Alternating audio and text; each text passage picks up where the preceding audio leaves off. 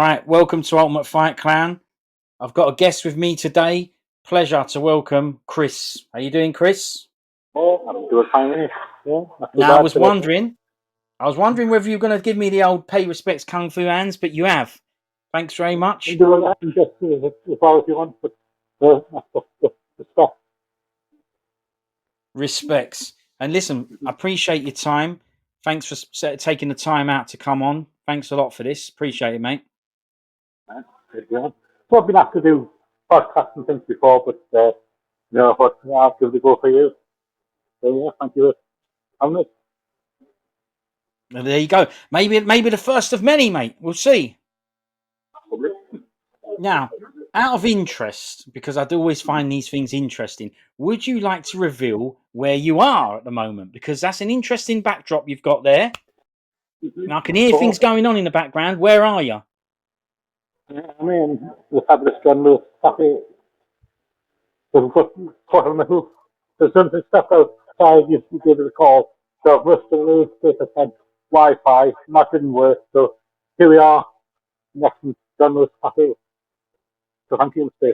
John Lewis. See, that's what I like. I like keeping it real. Giving it Yeah, real. that's it. That's where we are. John Lewis. What a brilliant location for it, mate. I love it. So look, I've seen you around. I've met you once at the Kung Fu Cafe. The fact you were at that Kung Fu Cafe must mean that you're into the Kungs. Otherwise, why would you be there? Not only that, I've got other evidence. I've seen you on social medias, and I've seen that you're doing stuff on there, and I see you're into the Kung Fu and all that. So I know you're into the Kungs, hence why you're here. But before I ask you about that, I just want to say a big thank you from me to you for always liking and supporting and sharing the stuff that I do. You don't have to do that stuff, and you do that. And I've recognised it, and I really appreciate that, Chris. So thanks very much for all your support with Yeah, everything. probably one of the best, one of the best podcast YouTube channels out there. Always check it out. So yeah, glad to support whatever you do. Yeah. Blimey, well, you hit me with that We one. I met, wasn't expecting that. yeah, twice. We met at the Fighting Spirit as well. We had a few conversations there. Fighting That's Spirit. right. Well, thanks for the reminder. That's right. Fighting Spirit Film Festival. Yeah. Well, look, that's very kind of you to say. Very nice feedback. Thanks for that, Chris. So there you go. I was right to thank you for that because there you go. You've been very nice to me again. Thanks a lot, man. That means a lot. Thanks very much. Probably one of the best out there. So yeah. Oh, well, listen, you're about to make it even better because this is your debut. Yeah. Right. Look, so I've seen you around. Yeah. I know you're into the Kungs. It's obvious. But let's just start with a basic. Tell me about it. Why are you into these kung fu films? Are you into what are you into all action films? Is it Van Damme's?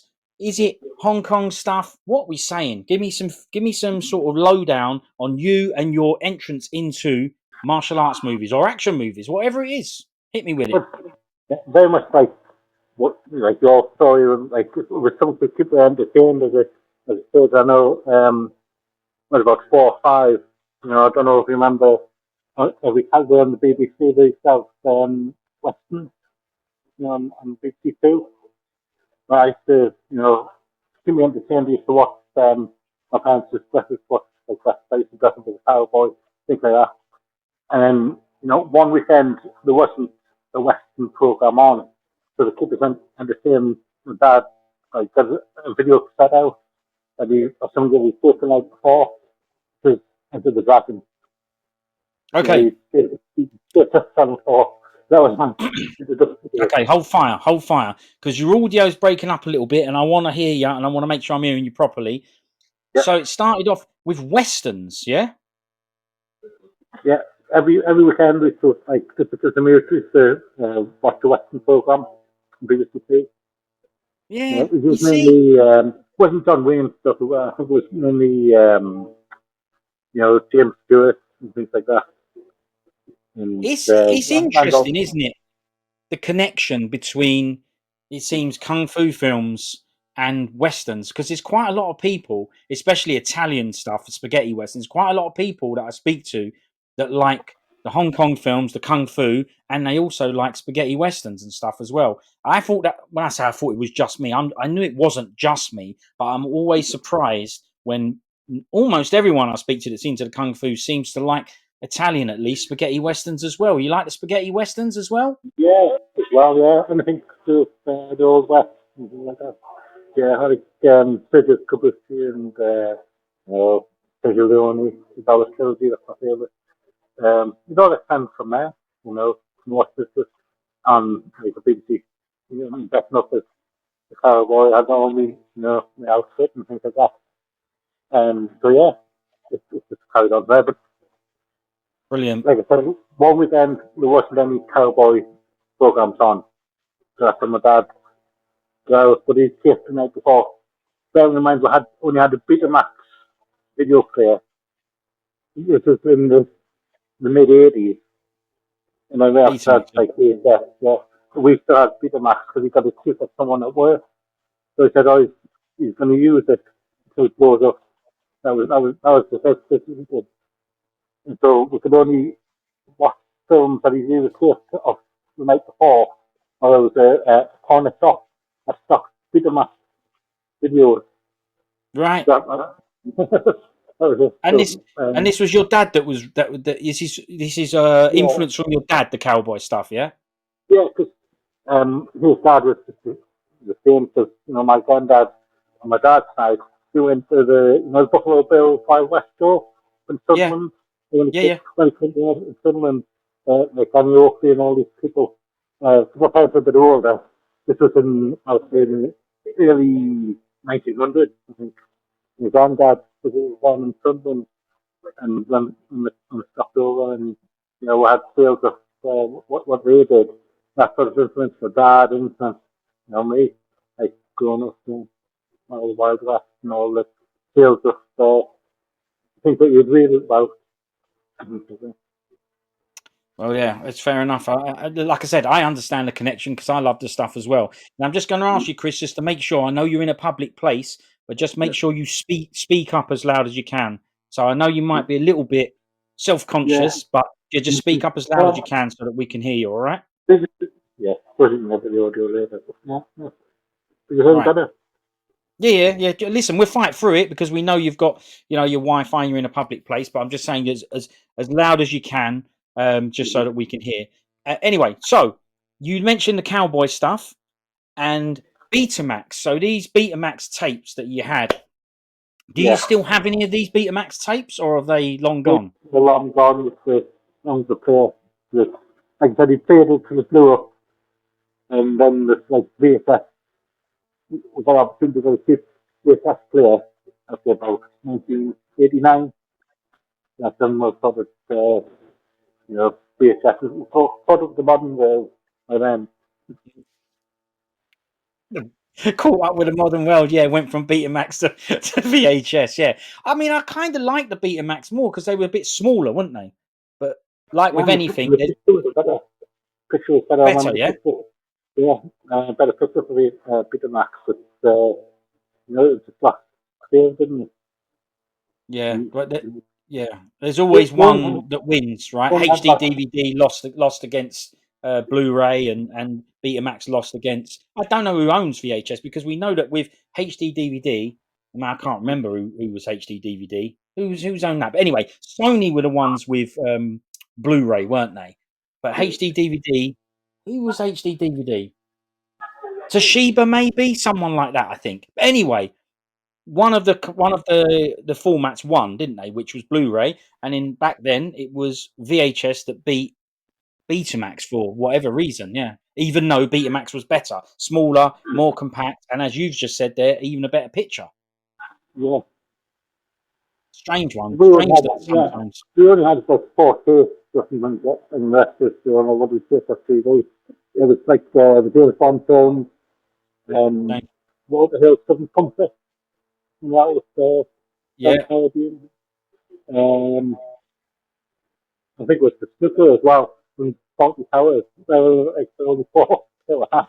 brilliant. And Yeah, the rest yeah. Well, it was back from the local news agents and like lots of James Bond films.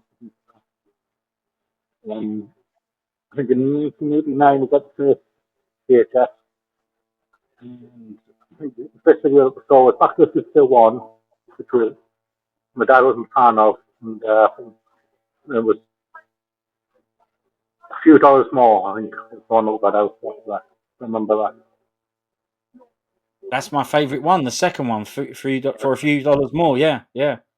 Me and my Going brother back like that to one the most because that's the yeah, one that's got the most Lee Van Cleef in it. You see, and he's brilliant. I like his, yeah, I'm a fan of him. He's on tweet. Yeah, man, he's the best. Going back to the regular Kung Fu thing. So, because there wasn't many films on, he brought out Enter the Dragon. I was about 5 years old. Because this is 5? going to be, yeah, five. Is it? Right. 5 years. Okay. This is going to be a bit, like I said, this is a bit different to what we've seen, but it's got heightened and things like that. So, because I was like it. I did. I was expecting like the dragon to come down, like, like a kid's program, like the dragon flying out. But no, this is, they would put it on, they would explain what was happening, and, and I was took from there. I think the following weekend, I think it wasn't then, I think it was the first Kung Fu movie. No, the paradigm for Kung Fu. I think he had Yeah, I the do. pilot of that as well. So he showed us that, and from there, and from there. I think, because I think Gusto wanted to find out more about it. I I got the news agent, so we presented the Betamax videos. So just the space on the magazines on the top shelf. So, I asked Yeah. my mum to get the two of them, and that's how I got Mm. the martial art. But also going back, on my mum's side of things as well, my granddad was from Japan, so finding out a bit about Japan as well, that's kind of all interlinked with like the ninjas and the samurai type thing. So that has also caught my interest as well about that age. Hold on, hold on. Let me clarify. As I say, the Yeah, audio quality ain't great, so let me clarify. mhm, Your granddad on your mum's side is from yeah, Japan. yeah, Oh, yeah. He oh, was one of the first waves of Japanese to come to the northeast of England.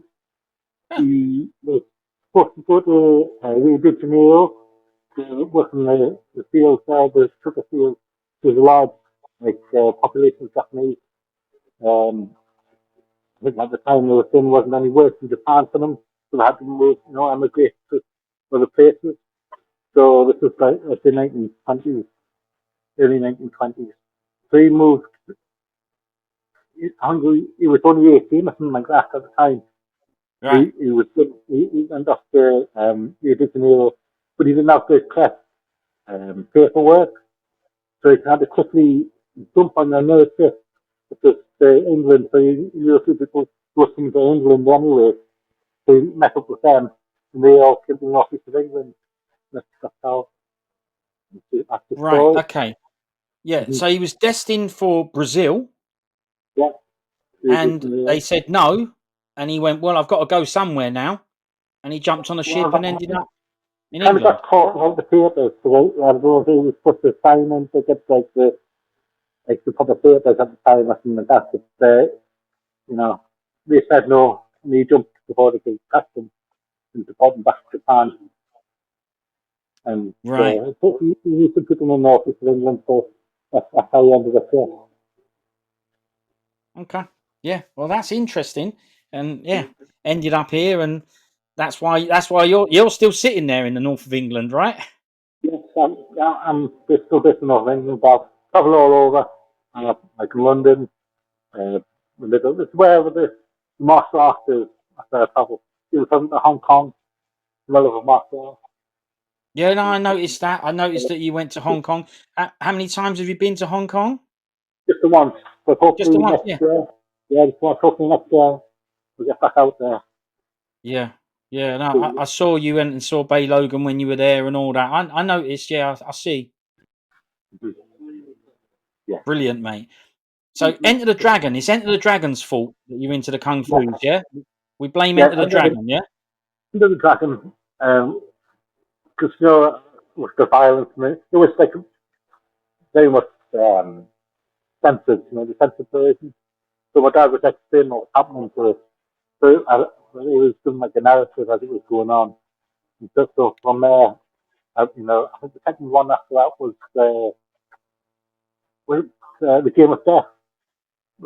Okay, well, before we move on to Game of Death, I want to ask you about Enter the Dragon, because you were very young at the time.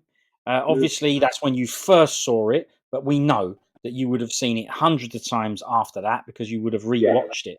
So the first thing I want to ask you, you said your dad was explaining to you. Was it a sibling? You have a brother or sister that was watching it as well? No, because my parents are quite older, so I'm the only child. Okay, okay. And you mentioned that it was the censored version, yeah, with no nunchucks. No nunchucks, no. Yeah, okay. I Yeah, don't think like there all was of any us. music.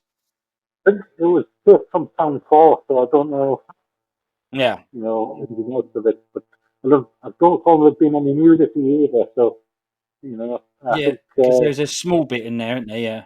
yeah. But Well, apart from that, yeah, yeah, there's nothing.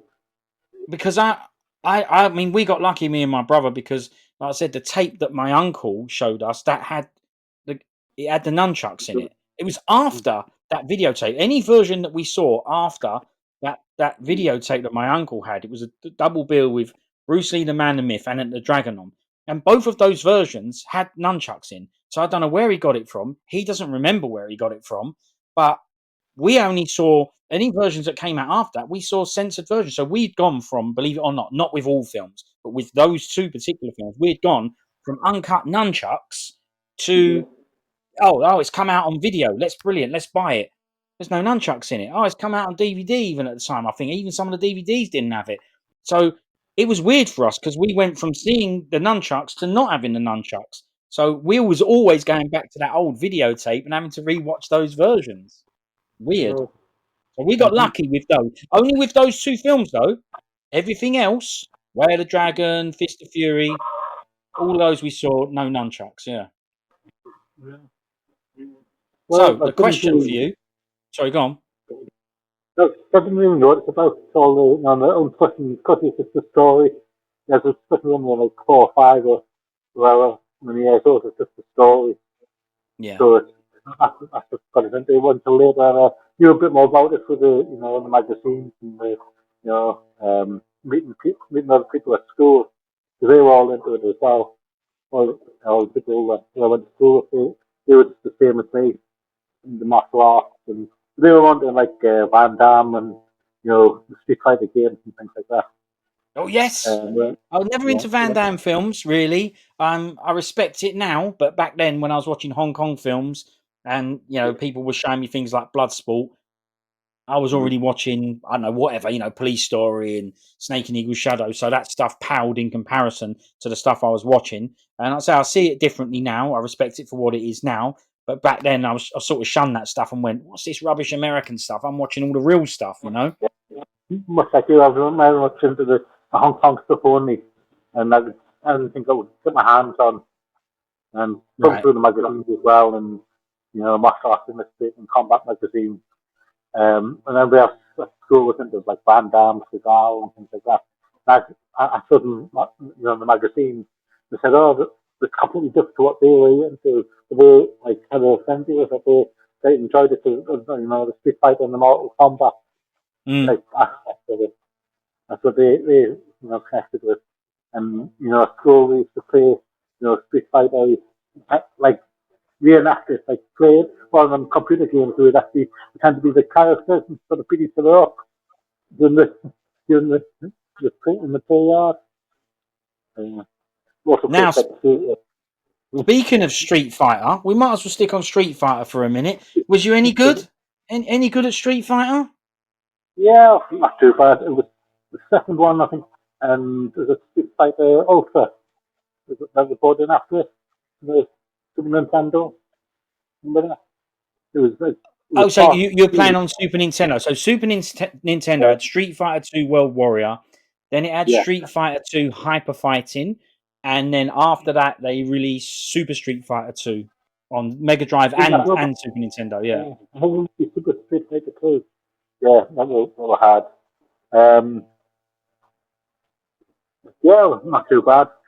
Not Kind too of lost it. bad. Not too bad. No, I enjoyed it. Yeah. Okay. Well, what character? What was your favourite character? Probably Ryu. Ryu. Okay. Yeah. Understandable. Understandable. And have you kept the skills up, or are you rusty now? Well, uh, was the computer game still? I kind of stopped for I'd say 10, 15 years ago when the Wii came out. You know, Nintendo Wii. Kind of Mm. gave up. I bought it out and I hurt my arm. But I gave up on the computer and things like Fair that. enough. Yeah. Everyone had a Wii. I mean, that Yeah, console was. that was Everyone had great. one of them. Yeah. I was on that. Yeah. Like, I hurt my arm. Um, Playing it too much. Because I just drew the line and say that this is the kid going to do something. do Sorry. proper. Just Do proper. elaborate there, Chris. How did you hurt your arm, if you don't mind saying? Well, just doing it too much. Oh, Yeah, what on the Wii? and the way over um overdoing it, and I literally give myself a dead arm for playing this too much. Yeah. So I just give that up. Then later on, you know I've got like CCA later on, but I don't go into that. But that sort of led me on to back into getting back into doing martial arts again rather than actually playing it. Okay. Um, Okay. So you've done martial arts as well. yeah, it started off with like sort of camp karate. Yeah. I didn't do any paid and things like that. I was only there for like a year and a bit. And then later on, I was about 14, I got into boxing. It was just me and at the local gym with the local guy. I think he was from the Philippines or somewhere like that. I didn't say Mm. that, but he was like he put some of the heavy bags and things like that. And I would go there once every 2 weeks. Um, and I did that for about 10 years. And then Oh, on the boxing for about 10 years. Yeah. yeah, and then I got common monoxide poisoning. No, I just had to stop it because Oh. at the time I lived in the flat, and then the person down below didn't take care of the boiler. And as a result, he gassed everybody out. Um, he gassed his wife, he gassed me out, and so because I had a knock-on effect of all being very very ill for a long period of time, so I had to give up. The doctor said not to go to the gym at all, not to do any physical exercises before I get sorted out. That kind of knocked us off doing any like martial arts stuff until recently. How long did that poisoning go on for? I think it must have been going on for like 3 months or something like that because I was sick all the time. I was very sleepy, and I would come out with like psoriasis and rashes and things like that. Right. And you know, so on the off chance, I would get a carbon monoxide detector. There wasn't one installed in Right. the flat, and I just put it on, turned it on, and it blinked and turned black, saying like danger. And you know, we were all rushed to hospital because this was like at the winter time when obviously I had the heating on all the time, and you know, I had to give out tinnitus. I was like very very ill and Mm. things like that. So, Well, yeah, but yeah, I'm glad to hear you got through it, and you're sitting here chatting with yeah, me, and that's the main thing. that's it. That was just the start of it, unfortunately. Yeah, I Because understand. Yeah. later on, during the COVID, I had a bad reaction to COVID. Well, before Right. that, I was supposed to go on like a holiday to Nice, just to recuperate, because they always had a tough house. I wanted my family to Nice. Now, on the first day that we went was the Bastille Day, and that's when the Mhm. terrorist attack happened on the beach. So I was involved. Well, I saw it all. basically on the beach. That Well, well, what did you see on the beach exactly? You know, roughly. it What did you was experience? it was if you I don't know if you remember at the time there was like a guy that was chasing up and down the beach promenade in the van, and Oh, then okay.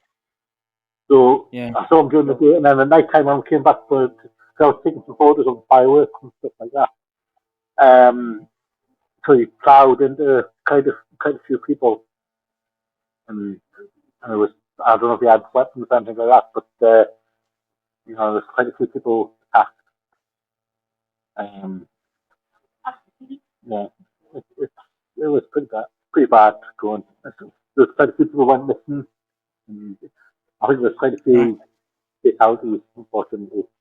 Um, luckily, I was in further along on the beach at the high Mm, viewpoint, so right. it was just one thing after another at that time. Yeah. Um, Lots to so deal with. Yeah. Lots to contend with for you. I Yeah. was, I was, very, very ill for a good few years. And then one day, I decided, I still had a dream. So it was a dream, but you laugh at it. It's basically was fighting around Lao Long Okay. in the dream you had. Yeah. And at the end of the dream, it goes through like the staff of it. He says, "Are you ready?" And I go. And the next, so I woke up, my hand was kind of stiff like that, holding this imaginary staff. Um, and then the next day, I saw like in the newspaper, this flight to Hong Kong. So that sort of clicked in my mind, saying, yeah, I think I'm up to Hong Kong. So I told my parents, look, I'm going up to Hong Kong for a couple of weeks.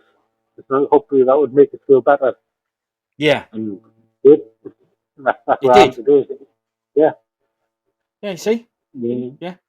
healing power of martial arts in Hong Yeah. Kong. Right. But it was good for your. It was good for your mental state. Yeah. It's doing something It's that just you wanted to do. Yeah. yeah, it's like completely snapped us out. That's how I got back into all the films again. And I met Bale and and Gordon Liu. Yeah. Yeah. Bay actually reached out to me while I was over there. So I didn't have many people on Facebook. I I just followed like Ricky Baker, Bay Logan, and some other people. And I Mm, was, I didn't really notice. And I took some photos of myself in Hong Kong. right. And Bay reached out to me and said, "Come over and spend your money on some of my merchandise." So I said, "Oh, well, I mean, you know, I bought a few posters of him, some lobby cards. Well, look. That was Um, an offer you couldn't refuse, right? I mean. yeah, um, yeah. And that one thing led to another, and he was visiting Gordon Lead the next day. So, I Right. was invited around there. Yeah, I saw So a photo with Gordon. This is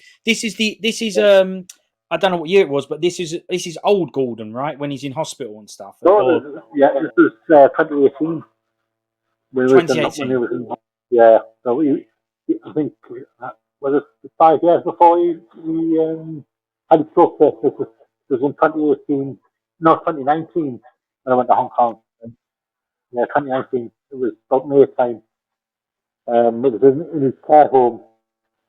Um, Okay, yeah. it Well, was, I mean, yeah, it's still still a fantastic experience. Did you manage to meet Gordon when he came to the UK? He's been a number of times.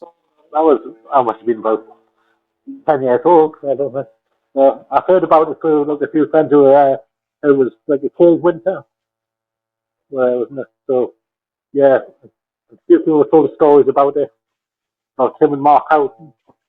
Yeah, Yeah, yeah, yeah, yeah. I was there. It was brilliant, man. It was the best. Playing the guitar and having grub and teaching us kung fu and film fighting and everything. Honestly, the experience was amazing. And I saw him at one of the.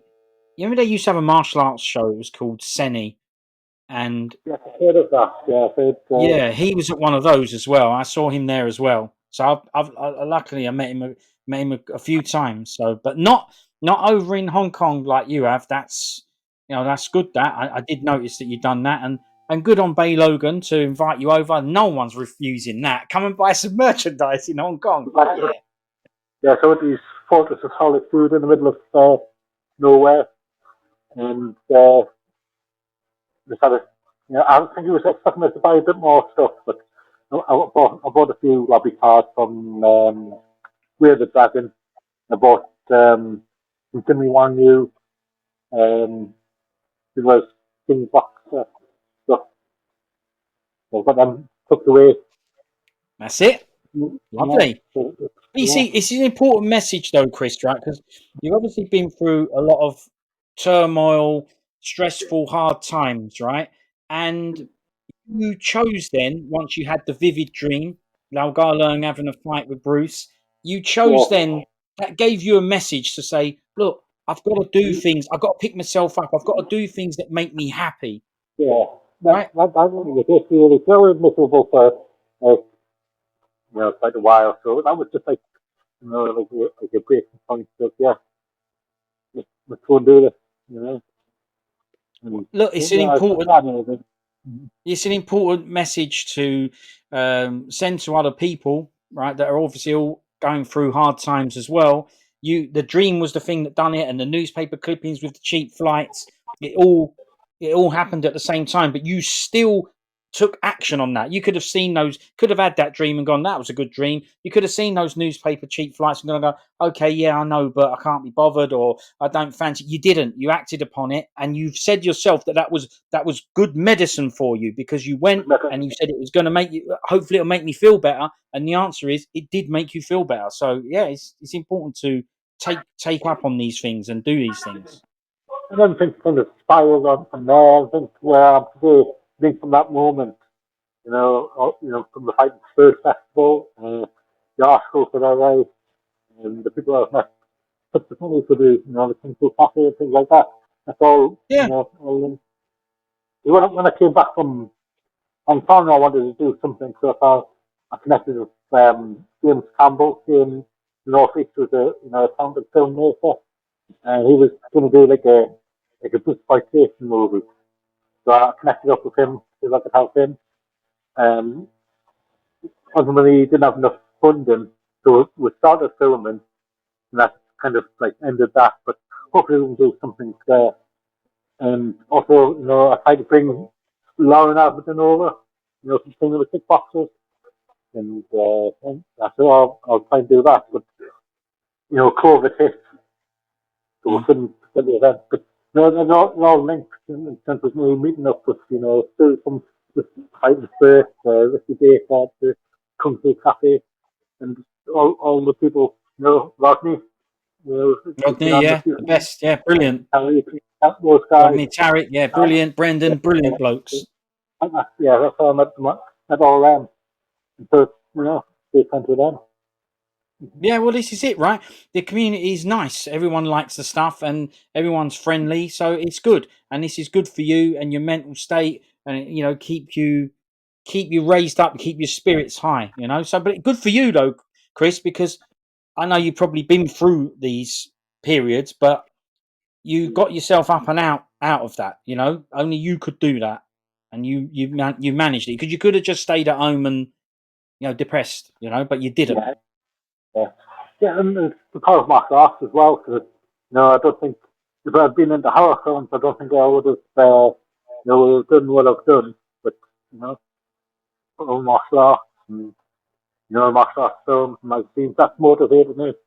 You Yeah, yeah. It's interesting though, right? Because the doctor said to you at the time, yeah, because obviously you had the poisoning, not to yeah, exercise, not to train, but yeah, you know this from your own experience, that doing the training, doing the exercise, it gives you that release. It gives you yeah, whatever chemicals it sets off. It makes you happy. You only know those that when you actually go through it. For a lot of people who yeah, never do it, you say, "Oh, go out and have a swim, go out and have a walk, go out and have a run, go out and do some boxing." Some people don't understand, because they don't know what it feels like because they haven't been through it. Once you've been through it, like you know what it gave you mentally doing that physical exercise. You said you did that boxing for like 10 years. So to Yeah. take that away from a doctor taking that away from you, and I get why, but that must have been tough for you to take that away because mentally that would have been one of the things that would have kept you going, Yeah. the physical exercise. Yeah. Yeah. Pretty much. But I was in a lot of pain as well. I was, Yeah. but yeah, it's I'm still doing a bit of um, getting back and do a bit more. Obviously, not as much heavy bag work, but still, do a bit the boxing side of things. And I've with my friend Andrew Chiosco, he's introduced me a lot to he's a Tai Chi like master. He's like the guy that everybody goes to with because he comes, Tai Chi or any questions. So he knows all the styles. And he himself, he's been through a lot worse than me. And he knew where I was coming from my headspace. So he did a lot of coaching with me, a lot of talking, and sort of like breathing exercises and, you know, Brilliant. Yes. things that I could incorporate in terms of movement. Instead of all, flowing water never goes stale. You got to keep on moving. And that's what he says. Keep everything Like flowing. very much like what you're saying about you know the doctor was wrong to say don't do anything. He was exactly the same. He said just even if you go for a walk and do some breathing exercises and do some cooking. That's sort of where I'm at the moment. It's not, I'll Good. say about 70%. I'm not 100%, but I'm still going for it. And, Well, no, that's good. It's progression. It's progression, not perfection. And you're doing well, mate. So that's brilliant.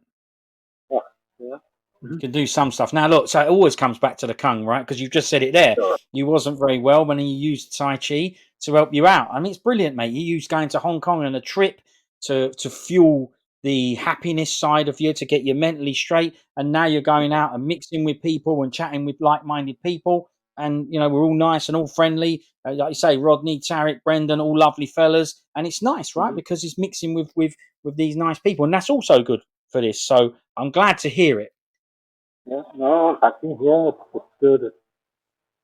It's better than just sitting in the house all day doing nothing. That's Well, all this is the people thing. do. It's on you. You made it happen. You made it happen. You're the one who decided to change that. So that's good, and it's a good message to get out there for people as well. Now, Enter the Dragon. I know you're going to go. We chatted about Enter the Dragon, but I'm not quite finished with Enter the Dragon because Okay. you mentioned the censored version, no nunchucks. So Yeah. give me your first experience of seeing it for the first time with the nunchucks. How do you remember finding out about that, and how did that Yeah. come about that you finally saw it with nunchucks? There was a special Warner Brothers edition on DVD, but had a slip case, I guess, silver slip case. Do you remember that one? It was like in uncut classic version. I think it Did you must say have been what? It for had a slipcase. What did you say? It was a silver slipcase. yeah, silver. Um, it was only certain titles that Warner Brothers released, where it Okay. had exact the slip cases and also had extra footage and stuff like that. Extra. Mine was a 2 disc. It was, I'll say, about 2004. 2004. Okay. Yeah. Okay. Well, good that you even remember the date. Brilliant. I'm just thinking of when I was out working for the stockbroker, so uh, it was about 2 years after that. Yeah, it's about 2004. And I thought, I think it was advertised in Martial Arts Illustrated. Which is like the special feature on all the uncut versions. Oh, so when you saw the advert, so when you bought that DVD because you saw the advert, you knew that it was going to be uncut, and have extra stuff in. The It uncut, wasn't, yeah. but you hadn't seen it yet, no. But you knew about it. You No, knew there was stuff there. I don't. Yeah, I knew it was stuff there. Going off the articles in the past. But Yeah. I just had this well-worn VHS copy. I think it's got like the um, artwork of Bruce on the front, and it had like the green dragon on the back. That's the only one I had. And so I was about 7 or 8 up until 2004. So I got a DVD player in 2000. So about that. And how was that? Once you put that DVD in Yeah, and you press play, did you watch it from the start to finish, or yeah, did you just yeah. go to where you thought the nunchucks were? How did you experience it? No, I fast forwarded a bit because of the nunchuck. Yeah, right. I know because of the taxes, the taxes on the DVD menu. So I fast Yeah, forwarded there. It's not going to be great. And, also the bit with Jackie Chan as well. Never. The version I had never had Jackie Chan being beaten up with a stick. oh, did it not? Yeah, Oh, it didn't. that's That was interesting. the first Yeah, time. Because I've gone into Jackie Chan later on. So the first time I noticed Jackie Chan and there's all the stunt guys, you and all, Yun Walk. yeah, Um, but yeah, and the nudity as well, because it had plenty of nudity, but I remember it being a bit more graphic, more action, yeah.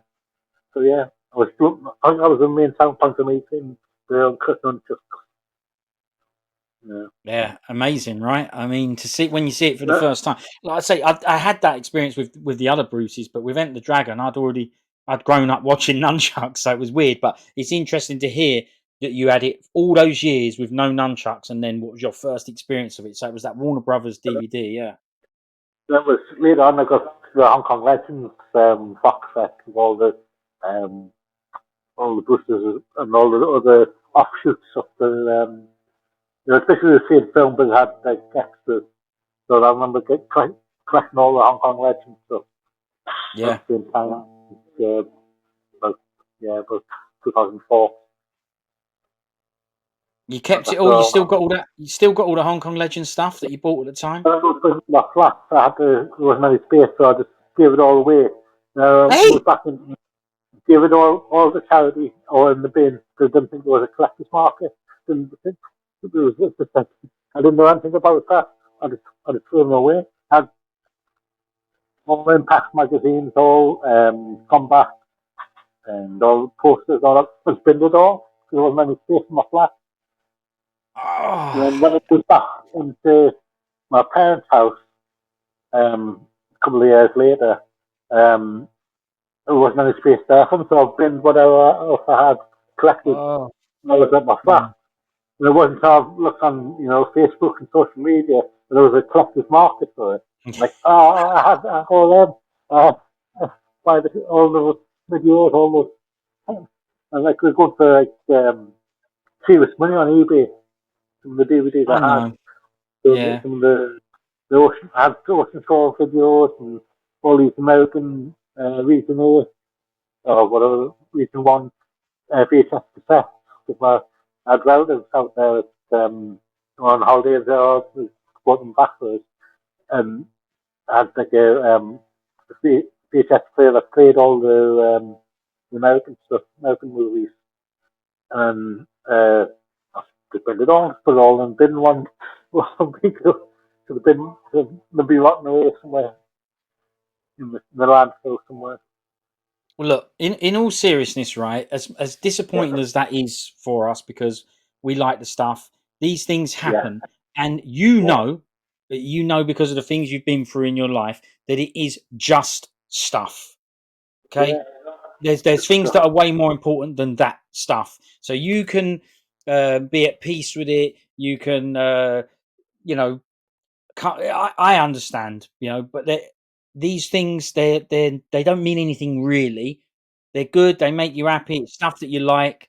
It's part of life that sometimes people have to clear stuff out and move things on and whatnot. But there's way more important things to worry about, and that's the most important stuff, right? I did it. I did it with this stuff. It's funny enough. I have one of them sitting here. Strangely enough, right? But look, so these ones here, right? This SL video stuff. This Oh, is so this stuff here, right? I had loads of these.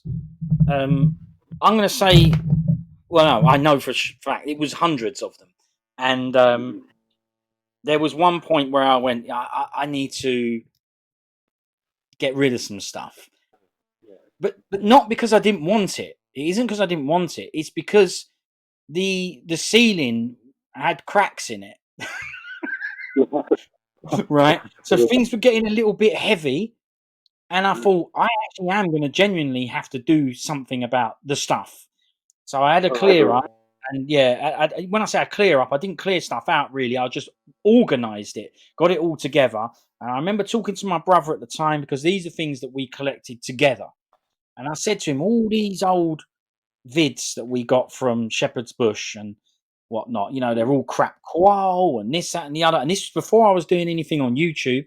So I didn't have any plans for them. It was just stuff that was taking up space and heavy, right? Because videos are heavy.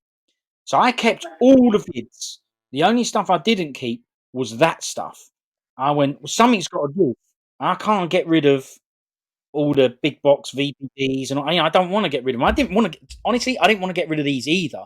But I just thought I have to get rid of something. So I discussed it with my bro, and he's even more of the fact, well, it's just stuff. Don't worry about it. So I got rid of loads of it, and I did what you did. I dashed loads of it away. Yeah. And I remember I mentioned it on one of these podders that I'd done it, and Toby said to me, "I'd like to see those vids." And then I told him the story, which I just told you. It's like, well, I got rid of loads of them. And he said to me, "Oh, there loads of people would have loved that stuff. There's collectors for them and all that." And I said, "I've still got a few, but they're just ones that they would have been in. They would have got dashed as well. They're just ones I found later on. So I've done it as well. Not nowhere near as bad as you because I kept hold of everything else. That was the one thing. But once I started, because I only started doing the YouTube stuff because I went, what am I going to do with the stuff? And I went, well, I love the stuff. I still want the stuff. I like chatting about the stuff. I went, well, maybe I'll try making some videos chatting about the stuff. Well, of course, now I've got the channel. I want those videos back because I can chat about them, but they're long gone, man. So that's that. So I understand, but that's it, isn't Yeah. it? I didn't know there was a tractor market really because it's just been isolated up in the northeast. There isn't there isn't a tractor fair or you didn't meet other people that went there. The things that we heard, they're all in the like Van Dam and all that type of stuff, and they didn't, you, you know, didn't say they didn't have no No, tractor at I know all. what you mean. Yeah. Your access Well, to stuff was a lot less being up there, yeah. there was stuff, but you didn't know the value of it. Yeah. Most of the copies paid usually get like DVD or video for like 10 pence or magazines for 10 pence. And so that's how much these things are worth.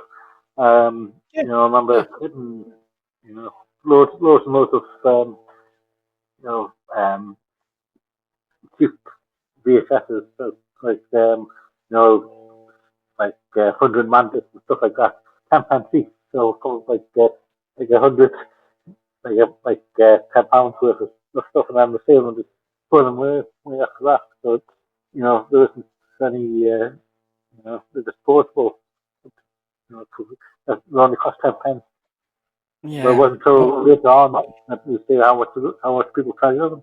The stuff, it wasn't as disposable as you know, you know. Wish I had kept some more of this, but I sold it all to Ricky Baker for £1 the DVD, and, you know. Very Oh. cheap. Oh, More. okay. Now I was going to say to you, right, Yeah. that probably this stuff we hope the stuff that you binned, but anything that you sold, we just hope that it went to a good home. But Yeah. now, now, someone who did know what it was worth bought it off Yeah. you for nothing, for peanuts. That's what they But say. yeah, he bought I think I think I had 40 DVDs for £1 each, and he bought Ooh. it including delivery. So yeah, hope he made some money out of it. Well, I mean, I'm sure. well, well, look, that story doesn't surprise me, of course, but yeah, I'm also happy to hear it. It's an interesting one. So I guess for you, it would have been a way to get rid of a lot of it in one go.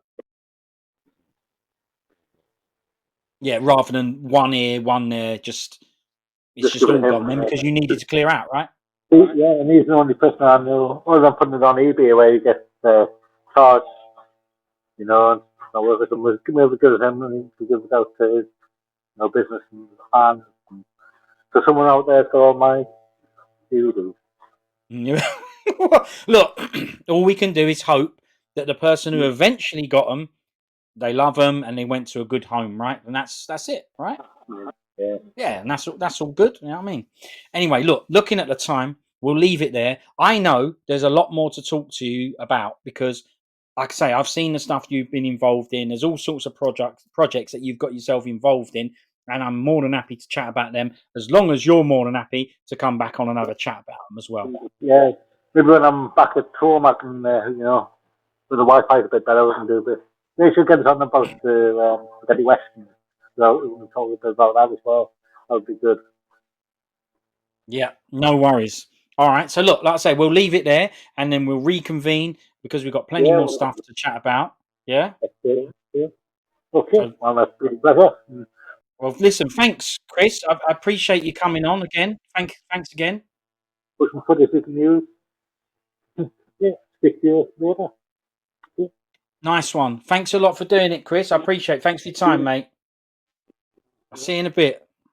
See you later, mate.